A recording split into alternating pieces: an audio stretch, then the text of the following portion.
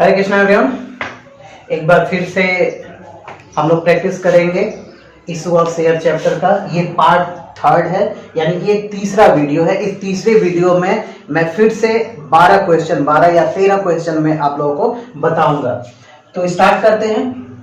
Question number first, reserve capital is also known as.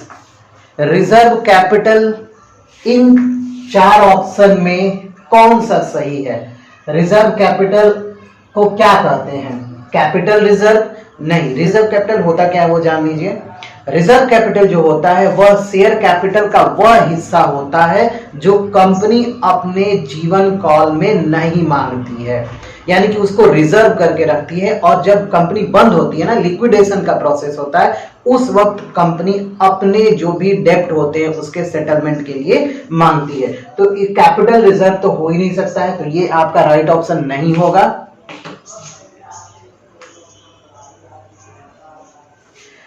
Option B पे आते हैं, called up capital. तो called up capital भी नहीं होगा, क्योंकि called up capital share capital का वह हिस्सा होता है जिसको कंपनी कॉल करती है, और रिजर्व कैपिटल को तो कंपनी कॉल ही नहीं करती है क्योंकि उसको मांगा ही नहीं जाता है। तो ये भी नहीं होगा आपका यहाँ पे। Subscribe capital, subscribe capital share capital का वह हिस्सा होता है जितना कंपनी, अगर सपोज करिए 50,000 शेयर इशू की है और उसमें से 25,000 ही सब्सक्राइब हुआ है, तो उसको सब्सक्राइब कैपिटल बोलते हैं। तो इसको भी हम रिजर्व कैपिटल नहीं कहेंगे, यानी कि इन तीनों ऑप्शन में कोई भी सही नहीं है। तो आपका डी जो होगा, नॉन ऑफ द एबव, यहाँ पे राइट ऑप्शन होगा। अब आते हैं क्वेश्चन नंबर सेकंड में। Reserve capital is, reserve capital होता है, क्या होता है? सब्सक्राइब कैपिटल होता है? नहीं होता है। सब्सक्राइब कैपिटल नहीं होता है। क्या कैपिटल रिजर्व होता है? नहीं होता है। रिजर्व कैपिटल, कैपिटल रिजर्व भी नहीं होता। ये दोनों में अंतर होता है। रिजर्व कैपिटल जो होता है वह शेयर कैपिटल का वह हिस्सा होता है जिसको कंपनी अपने जीवन काल में नहीं मांगती है। और कैपिटल रिजर्व क्या होता है? जो भी प्रॉपर्टीज होती हैं या फिर जो non recurring nature of income होते हैं वह हम कैपिटल रिजर्व में ट्रांसफर करते हैं। तो ये कैपिटल रिजर्व एक प्रकार का फंड होता है। अनकॉल्ड कैपिटल क्या होता है? तो सपोज अगर 10 रुपीज फेस वैल्यू है, 10 रुपीज में 7 रुपीज ही कंपनी ने कॉल किया है, इसका मतलब ये नहीं कि 3 रुपया कंपनी कॉल नहीं करेगी, कंपनी उसको भी कॉल करेगी। अब आते हैं डी पे, part of the uncalled capital.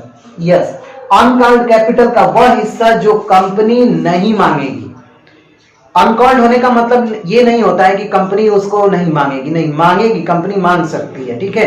But uncalled capital का वह हिस्सा जो कंपनी मांगेगी ही नहीं। सपोज अगर 10 रुपीज फेस वैल्यू है और 7 रुपीज ही कंपनी ने मांगा है, कॉल्ड अप 7 रुपीज ही किया है, तो 3 रुपीज अभी भी अनकॉल्ड है ना, तो कंपनी जरूरी नहीं है कि ये 3 रुपीज भी नहीं मांगेगी, मांग भी सकती है और नहीं भी मांग सकती है। तो अगर कंपनी उसको रिजर्व कर देती है तो उसको क्या बोलते हैं?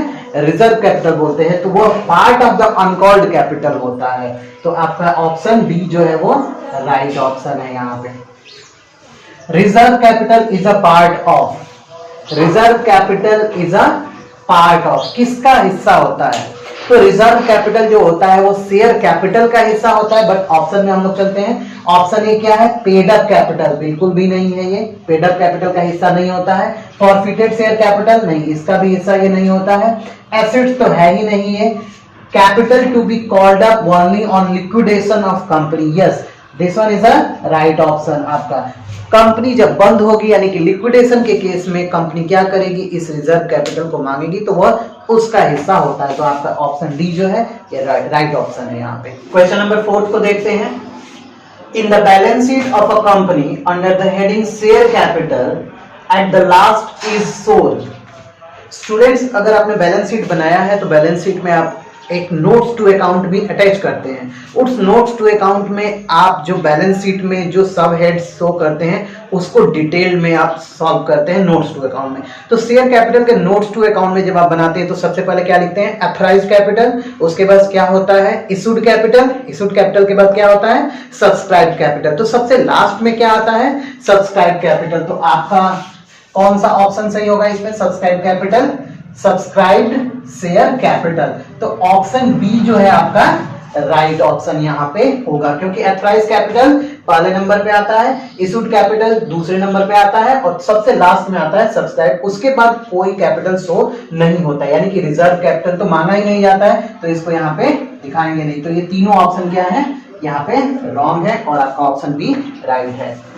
क्वेश्चन नंबर 5 पे आते हैं, which of the following is not shown under the heading share capital in a balance sheet. तो आप ऊपर वाले क्वेश्चन से ही देखकर बता सकते हैं नीचे वाले में कौन सा सही होगा। क्या नहीं शो करते हैं, रिजर्व शेयर कैपिटल को शो नहीं करते हैं, सब्सक्राइब को करते हैं, इशूड को भी करते हैं, ऑथराइज्ड को भी करते हैं, यानी कि आपका ऑप्शन सी जो है वो आपका राइट ऑप्शन है। क्वेश्चन नंबर 6 को देखते हैं, which of the following statement is true, authorized capital is equal to issued capital, बिल्कुल भी नहीं, क्योंकि ऑथराइज्ड कैपिटल कंपनी का मैक्सिमम कैपिटल होता है। सपोज अगर 60,000 कंपनी की अगर कैपिटल टोटल कैपिटल है तो उसको हम ऑथराइज्ड कैपिटल बोलते हैं। इस 60,000 में से कंपनी अगर 50,000 मार्केट में इशू करती है तो इसको इशूड कैपिटल बोलते हैं। तो ये इज इक्वल टू ये होना तो पॉसिबल ही नहीं है, यानी कि ये आपका नहीं होगा। आते हैं बी पे, authorised capital is greater than issued capital, obviously यहाँ पे एथराइज्ड कैपिटल मैक्सिमम कैपिटल होता है, तो ये आपका एक ऑप्शन सही लग रहा है। सी पे आते हैं, paid up capital is greater than issued capital, कभी भी नहीं होगा, क्योंकि इशूड कैपिटल का हिस्सा होता है पेड अप कैपिटल, तो यहाँ पे ये ज्यादा पेड अप कैपिटल हो ही नहीं सकता, और नॉन ऑफ द अबव, यानी कि आपका ऑप्शन बी जो है वो राइट ऑप्शन है। क्वेश्चन नंबर 7 को देखते हैं, authorised capital of a company is mentioned in. Authorised capital जो होता है वो कंपनी का मैक्सिमम कैपिटल होता है, इसको हम नॉमिनल कैपिटल भी बोलते हैं या फिर इसको रजिस्टर्ड कैपिटल भी बोलते हैं, जिससे कंपनी अपने आप को रजिस्टर्ड कराती है। तो ऑब्वियसली जब रजिस्टर्ड कराएगी तो कंपनी 2 डॉक्यूमेंट्स प्रिपेयर करती है, articles of association and memorandum of association. तो आपको इस चारों ऑप्शन में से बताना है कि राइट ऑप्शन कौन सा है, एथोराइज्ड कैपिटल को कहां शो किया जाता है, किस डॉक्यूमेंट में दिखाया जाता है। तो फर्स्ट आते हैं मेमोरेंडम ऑफ एसोसिएशन, तो पहला ऑप्शन ही आपका सही है। मेमोरेंडम ऑफ एसोसिएशन जो होता है कंपनी के एक्सटर्नल अफेयर के लिए बनाया जाता है, यानी कि इसमें एक्सटर्नल अफेयर से रिलेटेड चीजें होती हैं। इसमें 6 क्लॉज होता है, उसी में से एक क्लॉज होता है उसको बोलते हैं कैपिटल क्लॉज। उस कैपिटल क्लॉज के भीतर ही इस एथोराइज्ड कैपिटल को शो किया जाता है, तो आपका पहला ऑप्शन ही सही है। यहाँ पे बात कर लेते हैं ऑप्शन बी की, तो ऑप्शन बी जो होता है उसको बोलते हैं आर्टिकल्स ऑफ एसोसिएशन, ये कंपनी के इंटरनल अफेयर से रिलेटेड होता है। ऑप्शन सी की बात कर लेते हैं, ऑप्शन सी क्या है, प्रोस्पेक्टस। तो प्रोस्पेक्टस में एथोराइज्ड कैपिटल के बारे में वहां पे शो नहीं होता है। प्रोस्पेक्टस तब इशू करते हैं जब कंपनी जो है वो जनरल पब्लिक को शेयर इशू करती है, उस केस में। Statement in lieu of prospectus क्या होता है, तो statement in lieu of prospectus होता है जब प्रोस्पेक्टस कंपनी नहीं बनाती है तो उसके जगह पे ये statement in lieu of prospectus बनाती है। तो आपका ये सी, बी एंड डी ये ऑप्शन रॉन्ग है, आपका ऑप्शन ए जो है वो राइट ऑप्शन है। क्वेश्चन नंबर 8 पे आते हैं। क्वेश्चन नंबर 8 पे क्या है, इन case of private placement of shares the lock in period is. ये लॉक इन पीरियड क्या होता है, उससे पहले आपको ये जानने की जरूरत है कि प्राइवेट प्लेसमेंट क्या होता है।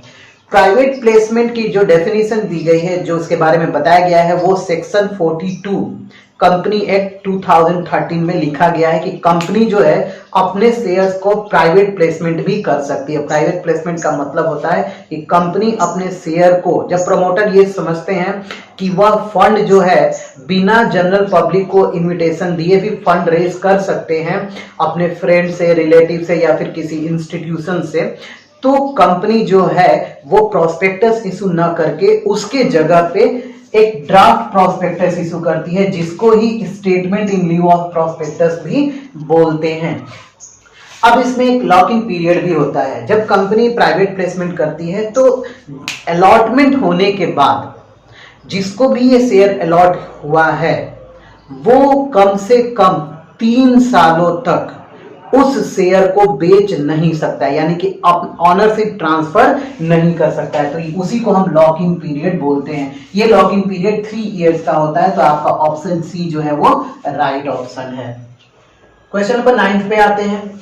क्वेश्चन नंबर 9 में क्या कह रहा है, इन case of private placement of shares and company does not invite the general public for subscription of shares, in that case company instead of issuing prospectus. Students, अभी हमने बताया कि जब कंपनी जो है जनरल पब्लिक को शेयर ऑफर नहीं करती है और उसके जगह पे कंपनी जो है वो अपने किसी फ्रेंड्स, रिलेटिव या फिर किसी कंपनी के द्वारा फंड रेज करती है, तो कंपनी को प्रोस्पेक्टस इशू करने की जरूरत नहीं है। फिर भी कंपनी प्रोस्पेक्टस के स्थान पे क्या इशू करती है, मैंने 7th क्वेश्चन में ही बताया था, statement in lieu of prospectus, इसको कंपनी इशू करती है। तो आपका यहाँ पे राइट ऑप्शन कौन सा होगा, option A, prepare the statement in lieu of prospectus. आता है क्वेश्चन 10 पे, in case of private placement of shares to raise the amount of capital of company, कह रहा है कि प्राइवेट प्लेसमेंट जब कंपनी करती है शेयर का, to raise the amount of capital of company, तो किसको इनवाइट करती है, invite the public through prospectus, तो पब्लिक को कंपनी इनवाइट नहीं करती है। पहला ऑप्शन नहीं होगा यहाँ पे, does not invite the public, yes ये आपका ऑप्शन हो सकता है, क्योंकि जब प्राइवेट प्लेसमेंट होता है तो कंपनी के जो प्रमोटर्स होते हैं उनको इशू किया जाता है, या फिर रिलेटिव्स को इशू किया जाता है, या फिर फ्रेंड्स को इशू किया जाता है, या फिर किसी भी कंपनी को, जैसे कोई गवर्नमेंट कंपनी है जैसे LIC हो गया, कोई कंपनी लेना चाहती है, कोई बैंकिंग इंस्टीट्यूशन, कोई फाइनेंशियल इंस्टीट्यूशन उस पर्टिकुलर कंपनी के शेयर को खरीदना चाहता है, तो उसको भी हो सकता है। तो आपका पब्लिक को ऑफर नहीं होता है, तो आपका बी ऑप्शन यहाँ पे सही हो सकता है। फिर भी सी को देखते हैं, invite the public through advertisement, public को तो होता ही नहीं है, तो सी भी नहीं होगा। इनवाइट द पब्लिक, डी भी ऑप्शन नहीं होगा, यानी कि आपका ऑप्शन बी यहाँ पे करेक्ट ऑप्शन है। क्वेश्चन नंबर 11 पे आते हैं, shares issued by a company to its employees और directors in consideration of intellectual property rights are called. यहाँ पे ये कंपनी issue shares to its employees and directors, ये इसको बोलते हैं sweat equity share. Sweat equity shares होता क्या है, सेक्शन 54 कंपनी एक्ट 2013 में इसके बारे में बताया गया है। इसमें यह बताया गया है कि कंपनी जो है अपने डायरेक्टर्स को, अपने एम्प्लॉइज को अपनी शेयर इशू कर सकती है, बट ये जो शेयर इशू होता है वो डिस्काउंट पे होता है, यानी कि उसकी जो फेस वैल्यू होती है ना उससे कम पे इशू किया जाता है इस शेयर को। और इसमें एक कंडीशन होता है, जैसे कि आपको प्राइवेट प्लेसमेंट में था, लॉक इन पीरियड जो होता है वो भी 3 साल का होता है। इस केस में भी लॉक इन पीरियड 3 इयर्स का होता है, यानी कि जो एम्प्लॉइज हैं या फिर जो डायरेक्टर्स हैं उन्होंने अगर शेयर लिया है तो उस शेयर को वो 3 सालों तक नहीं बेच सकते, यानी कि ओनरशिप को ट्रांसफर नहीं कर सकते हैं। तो उसको क्या बोलते हैं, राइट इक्विटी शेयर बोलते हैं क्या, नहीं बोलते हैं। प्राइवेट प्लेसमेंट बोलते हैं क्या, नहीं। प्राइवेट प्लेसमेंट जो होता है वो प्रमोटर्स को होता है, रिलेटिव्स को होता है, अदर मेंबर को होता है, और वो इंटेलेक्चुअल प्रॉपर्टी राइट्स के अंतर्गत नहीं होता है। तो प्राइवेट इक्विटी प्राइवेट प्लेसमेंट भी नहीं है यहाँ पे। बोनस इक्विटी शेयर्स ये भी नहीं है। क्या है आपका सही आंसर यहाँ पे, right option sweat equity share. तो आपका राइट ऑप्शन हो जाएगा यहाँ पे स्वेट इक्विटी शेयर्स। 12 क्वेश्चन पे आते हैं, अब कंपनी में issue the shares, company share कैसे इशू कर सकती है, by private placement of share, तो ये आपका राइट ऑप्शन है। By public subscription of share, यानी कि जनरल पब्लिक को ऑफर करके, ये भी राइट ऑप्शन है। For consideration other than cash, ये भी कर सकते हैं यहाँ पे, यानी कि आपका जो ऑप्शन डी है वो राइट ऑप्शन है। ऑल ऑफ द अबव, सभी सही हैं। स्टूडेंट्स, ये बेसिकली 12 क्वेश्चन इसमें इन्वॉल्व है, जो इशू ऑफ शेयर चैप्टर पे बेस्ड है। अगर आपको ये वीडियो अच्छा लगा तो आप चैनल को सब्सक्राइब करना ना भूलें।